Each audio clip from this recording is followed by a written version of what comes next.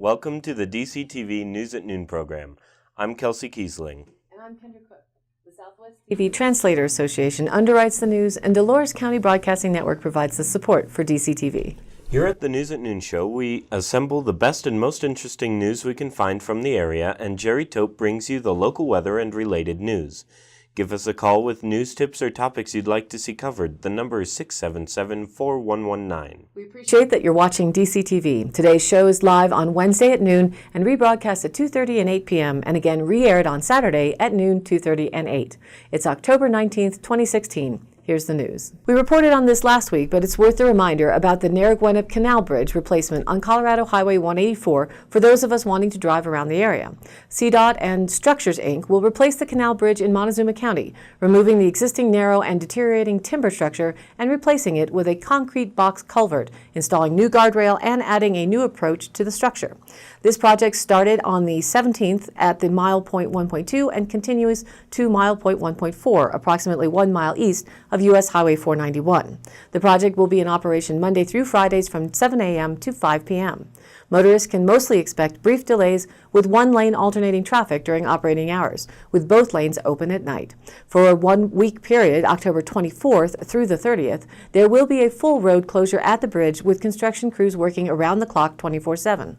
Crews will also be replacing an additional culvert mile at mile 0.3, about 1/5 of a mile east of US 491. The maintenance operation is expected to last 3 days. So during this one-week closure, all traffic needing to cross the bridge should consider an alternate route through Cortez. Detours include using Highway 160, 145, and 180. Drivers are asked to obey the reduced speed limits from 55 to 45 during the work. And if you have any questions, you can call 970-456-1361 or email statehighway184@gmail.com. According to the Durango Herald, a wildfire west of Pueblo has destroyed 5 homes and hundreds of people remain under evacuation orders, authorities said Tuesday. The fire has scorched more than 25 square miles, the Pueblo County Sheriff's Department said. The fire started when high winds blew a metal outbuilding into a power line.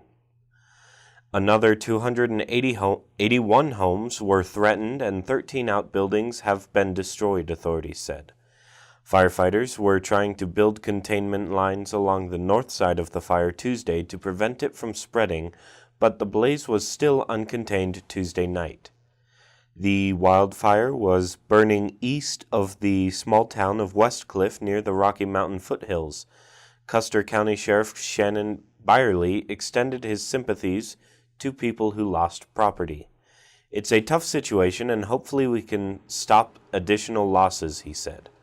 A stretch of dry, warm weather has raised the fire danger in much of Colorado, especially on windy days. Residents of 175 homes were ordered to evacuate Monday, and people who live in 70 other homes were warned to be ready to leave in case the fire spreads toward them. Those on standby include the residents of the town of Beulah, which was evacuated earlier this month because of another wildfire. That fire is believed to have been started by an excavator operator working in a ditch, possibly by creating a spark. Reported by the Durango Herald, the Colorado Health Department announced Tuesday it's okay to eat fish out of the Animas River, evidenced by results from extensive sampling following the Gold King mine spill. On August 5, 2015, an Environmental Protection Agency-led crew breached an earthen dam at the Gold King mine about 10 miles north of Silverton, sending heavy metal-laden sludge down the Animas River. Metal loading into the Animas watershed is not a new problem, but health officials held concerns that fish exposed to elevated levels of potentially toxic substances in the water and sediment on the river bottom would accumulate toxins over time. Indeed, the Colorado Department of Public Health and Environment's results showed metal levels were higher in the spring samples of 5 brown and 5 rainbow trout than fish taken in the fall. The announcement said that detection limits for the metals in the spring were somewhat higher than those for fall, but all results fall below risk screening levels. The health department tested for 13 metals. Count them: aluminum, arsenic, beryllium, cadmium, cobalt, copper, lead, manganese, mercury, nickel, selenium, uranium, and zinc. However, beryllium and cobalt were not tested in the spring samples. The results showed fish collected in August 2015 showed levels of beryllium, cadmium, lead, and uranium less than the detection limits, while low levels of the other metals were detected. The fish collected in March of 2016 showed detectable levels of aluminum, arsenic, and mercury, while other metals were below limits. The two metals of concern, the aluminum and mercury, showed increases from fall 2015 to spring 2016, which warrants further monitoring and testing, the health department said. The department said, while we have no concerns at this time with aluminum in the fish tissue with regards to human health, the apparent increase in aluminum levels from August to March could represent a slight accumulation of aluminum in fish tissue. For mercury, the only toxic substance Colorado regulates for fish, tissue samples range from 0.03 to 20.22 milligrams per kilograms, below the state's 0.3 mg per kg limit, but above the EPA's more stringent 0.15 milligram per kilogram. The results also showed an increase from fall to spring. Further investigation of mercury levels in Animas River fish may be warranted, but we do not yet have enough evidence to warrant concern for human health, the statement said. The fish population in the Animas River over the past decade has declined, which is attributed to a number of factors, including less water in the river, urban runoff, higher water temperatures, and chronic exposure to heavy metals. A survey conducted by Colorado Parks and Wildlife this fall showed encouraging signs, more fish of quality size, and proof that stocked juvenile fish survived winter. Local fishermen noted the more favorable fishing conditions with larger trout, more bugs, and quality catches throughout summer, but there's an unspoken understanding not to eat the catch. We don't really encourage people to catch fish out of the Animas to eat them based on the fact the water is high in metals, and as a fly shop, it's more about sport than anything, said Andy McKinley, a manager at Duranglers. Cole Glenn, a shop manager at San Juan Anglers, also said he sways customers to release river catches, if not for the questionable water quality, then to help preserve the fishery. He said the river's not glowing or anything, but certainly there's a little residual stuff in there. And so the Gold King mine saga continues. According to the Cortez Journal, Colorado voters are being asked to increase the tax on tobacco products to raise money for an array of state services. The constitutional question asks voters, shall state taxes be increased $315.7 million annually, increasing tobacco taxes and allocating specified percentages of the new tobacco tax revenue to health-related programs and tobacco education, prevention, and cessation programs currently funded by existing constitutional tobacco taxes. The tax on cigarettes would be increased $1.75 per pack. The total tax on a pack of cigarettes would increase to $2.59 per pack. The question also would increase the tax on other tobacco products, such as cigars and chewing tobacco, by 22% to 62%. In addition to directing funds to health-related programs and tobacco education, prevention, and cessation programs, the ballot question also directs the additional revenue to other health-related programs. A yes vote for the ballot question would raise tobacco taxes. The increase would take effect on January 1st. A no vote would keep taxes at its current level, which is 84 cents per pack and 40 cents on the price of other 40% on the price of other tobacco products. Funding for services and programs prescribed under current cigarette and tobacco taxes would remain intact. The taxes would not apply to increasingly popular e-cigarettes. The last time Colorado voters raised taxes on cigarettes was in 2004 when the electorate approved increasing the tax from 20 cents to 84 cents. That measure doubled the tax on other tobacco products from 20% to 40% of the price. Colorado collected about $200 million from cigarette and tobacco taxes in the 2015-16 fiscal year. Of the amount, $143.7 million was spent on health-related programs and $56.6 million on other state and local government programs. Mumps. I remember sitting in bed as a kid getting to eat all the ice cream and sherbet I wanted, but it wasn't all that fun because I had mumps. The reported cases of mumps in Colorado as of October 7th has skyrocketed, nearly triple the cases of the previous 3 years and more than double that from 2011 and 12. Mumps is a viral infection that can cause painful swelling of one or more of the salivary glands, typically the parotoid parotid glands. Other symptoms may include low-grade fever, malaise, loss of appetite, and headache, but approximately 1/3 of infected persons do not have clinically apparent illness, so cases often go undetermined. The Colorado Department of Health says that serious complications are rare, but can include inflammation of the brain and/or tissue covering the brain and spinal cord and possible deafness. Ironically, despite high vaccination rates, cases are likely to occur among vaccinated individuals because the vaccine is not 100% effective, and vaccine-induced immunity can wane. Mumps can be transmitted by direct contact with respiratory droplets or saliva from an infected person.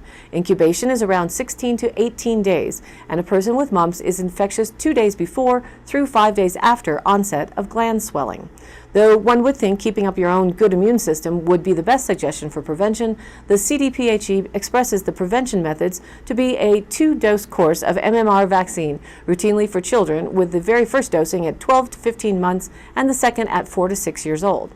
2 doses are also recommended for adults at high risk, and for reasons not mentioned, healthcare workers born during or after 1957. So what happened in that year, we don't know.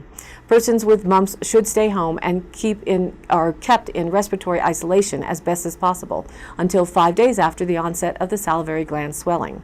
For more info, you can call 303-692-2700 or go online to colorado.gov and check out the CDPHE section and then select mumps. According to the Durango Herald, what was once distributed freely for ornamental landscaping is now the target of an aggressive 3-year project that aims to remove the Russian olive plant, a pesky invasive species that chokes out native trees from the Animas Valley.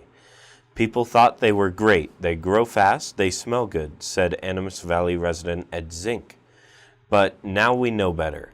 Zink, 69, said when he grew up in the Animas Valley north of Durango, there were no Russian olive plants to be found.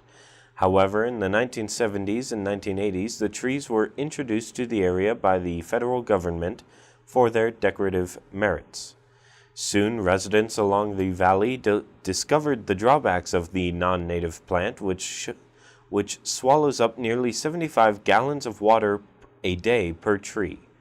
The narrow plant with silvery leaves and olive-shaped fruit quickly pushed out cottonwoods, willows, and other trees along the Animas River corridor. They just took over our fields, said Zink, who owns about 150 acres of farmland. We couldn't grow hay, the grass greatly decreased. They're really a tree that's a weed. Zink, along with some other private property owners, have over the years taken it upon themselves to fund removal efforts. For his part, Zink said he's removed 300 to 500 trees a year for 10 years. But the effort is all for naught, Zink said, if the corridor as a whole doesn't fight the takeover of the Russian olive, which is easily spread through its seedlings and also carried by birds. This week, crews from Southwest Conservation Corps embarked on the first leg of the project, a 3-week effort on about 15 properties in the Animas Valley, including James Ranch and the Zink Farm. This fall's removal, Kunze said, also serves as a pilot project aimed to garner interest from adjacent landowners. Regardless, work carried out this week by Southwest Conservation Corps 8-person crew aims to cut down the plant. They then drop riparian-safe herbicide on the roots so the plant doesn't grow back. The project next year will be 4 months with the aim of extending into the Florida River watershed, a tributary of the Animas. The effort as a whole, Kunze said, largely depends on the community's response. And now here's our weather report. Forecasts made early this week have panned out. As you see, the clouds just now moving on shore in the northwest will push and chase that dry, cloudless area to the east. That system will spread as it gets inland, and by this evening and into Thursday will cover the northwest region pretty well. Also, as per earlier, tonight and tomorrow will be our coldest for the work week. And then this afternoon will still be somewhat breezy, though slightly less than yesterday. And tomorrow and Friday onward through Sunday will be quite nice with only an afternoon kick-up in winds Saturday, but clear skies will rule. There is a high-pressure system with its center to the southwest off the coast of California that will push a slow and steady warming trend through till early next week. Sometime about then, a trough will begin to work its way in along the west coast and pick up some moisture as it does. And so next week we'll have some potential for moisture early in the work week. How much for the Four Corners, it's too soon to tell. Those of you who watch Wonderground.com for our Dove Creek zip code will have noticed that they usually have earlier onset and higher amounts of moisture than usually actually occur in the Four Corners in their earliest forecast, and steadily change as things get closer, so we're going to wait and see. The southern plains and Ohio Valley will see scattered to numerous showers and thunderstorms today. Some could be severe across parts of the mid-Mississippi Valley. Tomorrow, the wind will move eastward as the activity in the Rockies moves into the plains, and the current front spreads across the lower Great Lakes and into the northeast and to the southeast. Ahead of the cold front, temperatures will be above average once again today across much of the central and eastern U.S. Temperatures will be 10 to 20 degrees above average ahead of the cold front until a cooler Canadian air mass moves into the central and eastern U.S. on Friday. By Friday morning, it will be rainy across most of the mid-Atlantic and northeast, but should clear out and move away through the day. Highs for the 5 will be mid-60s and a touch into the lower 70s before the arrival of the next system. We here at DCTV will always be happy to hear your actual temps. As for the lows, last night in the southwest corner of the county was 35 degrees at 7 a.m. and tonight will be colder, and the folks at the National Weather Service say freezes are possible tonight and Thursday night, and then will climb. Clear and sunny, typical Dolores County, Four Corners Falls best for now. According to the Cortez Journal, the U.S. Bureau of Reclamation has stepped up to repair a forgotten headgate and inlet pipe designed to fill 2 retainment ponds on the edge of McPhee Reservoir near Dolores. The system is designed to prevent mudflats from forming on the outskirts of town when the reservoir is low. The 2 large ponds also provide fishing habitat with convenient access for the public. "We got it fixed, and water is flowing into the ponds like it should," said Vern Harrell, a BOR engineer with the Cortez office. "The repair was a fairly basic and took less than 3 days. The ponds and supply inlet from the Dolores River were first installed when McPhee was completed in the 1980s, but fell into disrepair several years ago. Boulders positioned to pool river water into the pipe had sloughed away, leaving the headgate above water level. The pipe itself had settled and was blocked with silt. In years of normal snowpack, runoff fills the reservoir, including the 2 ponds and river channel up to the edge of Joe Rowell Park. But when a lingering drought began in 2002, the reservoir remained below normal for many years, and the ponds were left without a fresh supply of water because of the broken system. They became stagnant, triggering an algae bloom and a noticeable odor. In March, the problem worsened when a severe lack of dissolved oxygen in the ponds created a significant fish kill, adding to the stench and creating an eyesore. The Bureau of Reclamation owns the reservoir infrastructure, Water Conservancy District manages irrigation, and the National Forest manages lake recreation. Colorado Parks and Wildlife is responsible for the fishery. Further clouding the issue, after McPhee was completed, the Bureau of Reclamation transferred management of the docks, lake bed, and shoreline over to the Forest Service under a memorandum of agreement.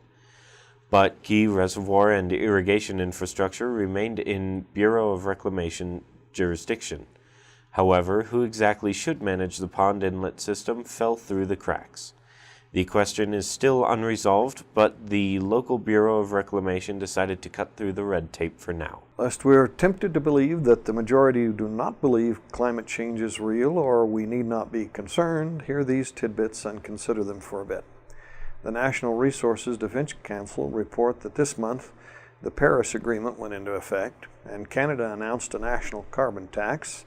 The International Civil Aviation Organization reached a deal to limit emissions from the aviation industry, and 170 countries agreed to cut hydrofluorocarbons, potent greenhouse gases used in refrigeration.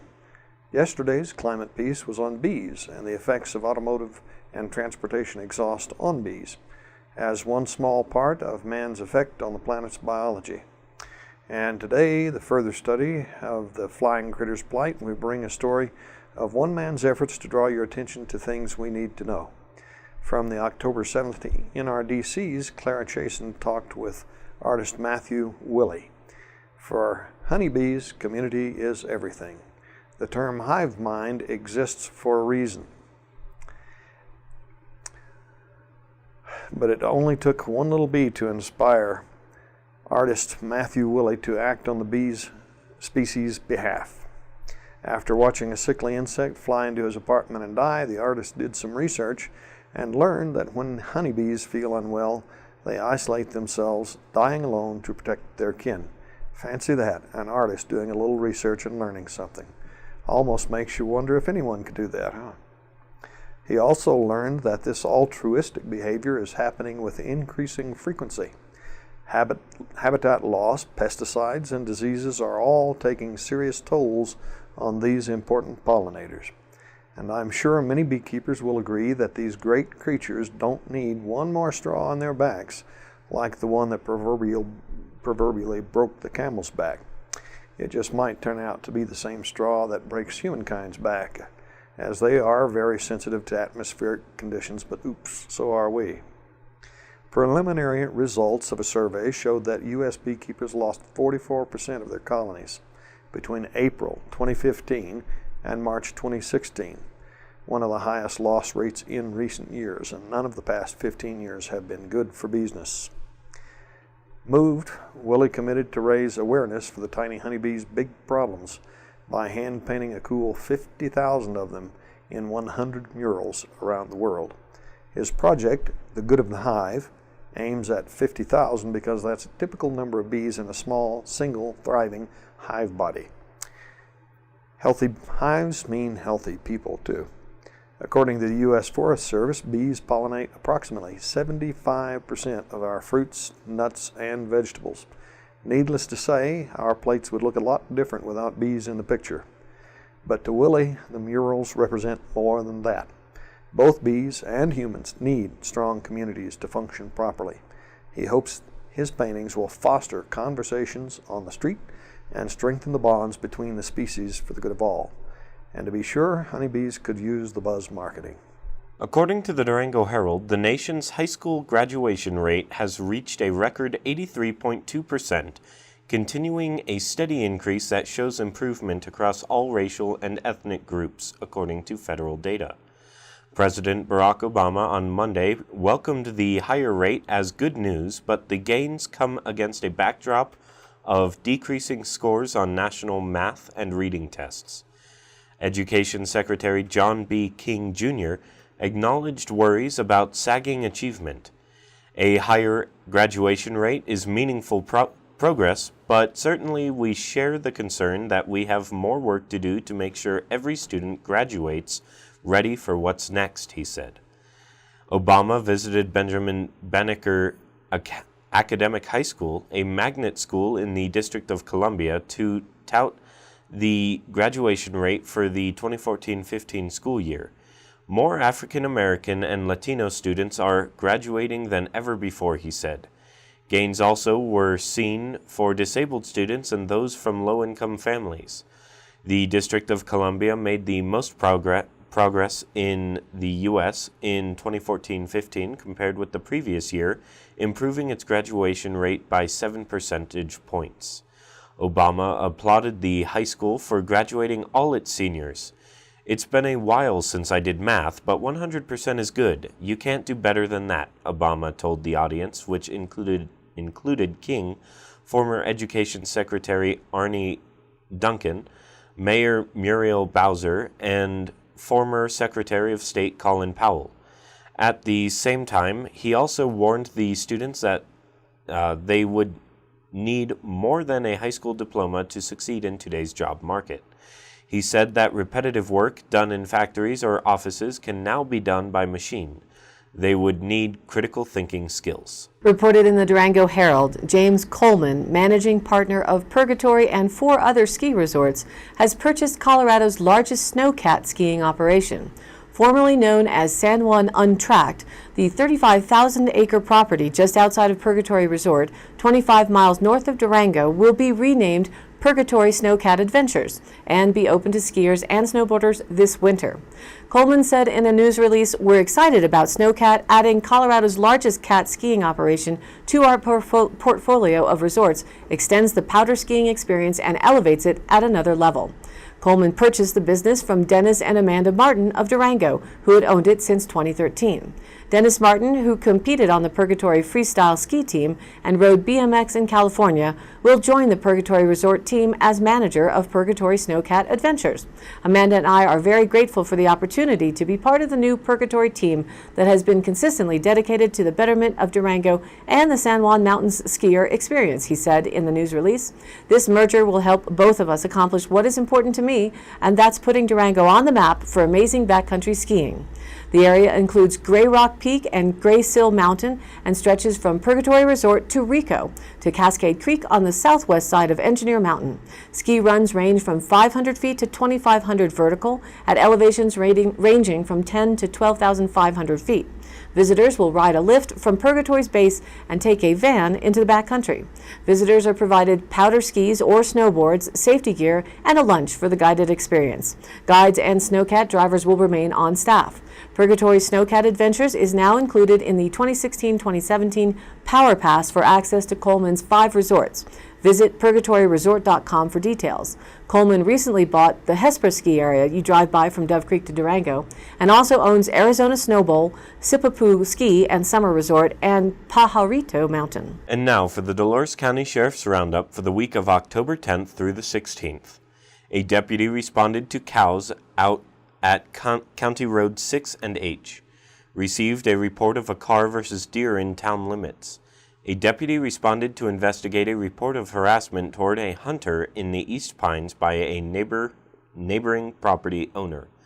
Responded with Rico Rescue to Calico Trail for a report of an unattended death of a hunter. That's it for today's roundup. Stay tuned next time for more updates. Happenings. The 25th Annual Community Center Christmas Bazaar in Dove Creek will be held on Saturday, November 5th from 9 a.m. to 2 p.m. To sign up to be a vendor, each table costs $20. Vendors must complete a vendor contract and contact Christy Chad to confirm reservations. They're looking to include local talented artists, jewelry exhibitors, photographers, cooks, and more to showcase their talents and treasures. For more info, go to dovecreekrec.com or call Christy at 970-739-8874. And if you haven't checked out the Wild Coffee Shop in Dove Creek, it's worth the trip. And now that we are past the summer season, their Wednesday special has turned from fresh local salad concoctions to hearty soups and toast. But you may want to call in to save an order or get there early, as there are a limited amount of each of the daily specials. Not to mention catching one of your favorite treats from the goodies display case. And as the name suggests, they offer fresh roasted coffees and espresso fixed up any way you'd like. Wilds, which also is Greg's last name as well as a great marketing ploy, is located next to Frosty's Liquor off Highway 491 behind the VFW. They are open Monday through Friday from 6 a.m. to 2 p.m. and serve a variety of breakfast items, sandwiches, and grilled paninis. Thursday, October 20th, the Montelores Early Childhood Council is having a Halloween fun night from 5:30 to 7 p.m. Fun activities and dinner for free. Let them know you're coming so they have enough spooky food and activities. Costumes are welcome. Call 564-3211 or email mecc@monteloresecc.org. And this Saturday, October 22nd, the Halloween Gymkhana will be held at the Ute Mountain High School Rodeo team as a team fundraiser. A great opportunity to tune your horse and rider for the upcoming 4 States Junior Rodeo. It will be held at the Montezuma County Fairgrounds, starting at 9 a.m. There's no admin or office fees, $10 per event, and 50% cash paybacks. There will also be a best costume prize for each age group. For details, call 505-330-0927. And all of the happenings are posted up on our DCTV News at Noon Facebook page, along with the embedded YouTube replays of the live show and the exclusive DCTV 5-day forecast.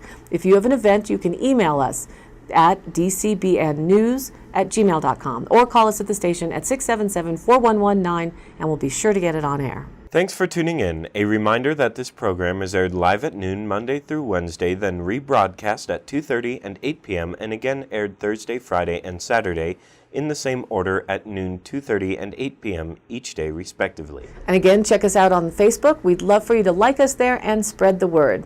A reminder to check out the recording of the Dolores County Commissioners debate from October 13th. It was a wonderful success, and we encourage everyone to take a look if you couldn't make it in person so you can make a truly informed decision for the Dolores County Commissioners race. For Kendra Cook, Jerry Tope, and everyone at DCTV with the News at Noon program out of Dove Creek, USA, I'm Kelsey Kiesling. Thanks for watching.